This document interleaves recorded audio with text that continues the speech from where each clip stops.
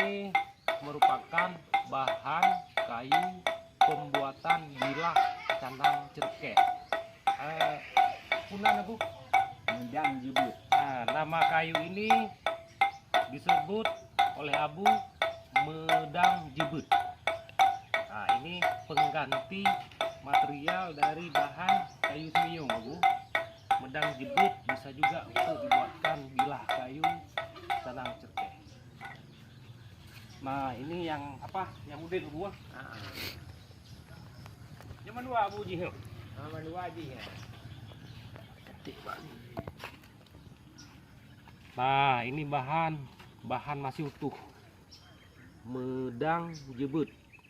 Bahan dasar untuk pembuatan bilah canang cerkeh. Nah, ini udah tergolong kering. Nah, medang jebut. Oke.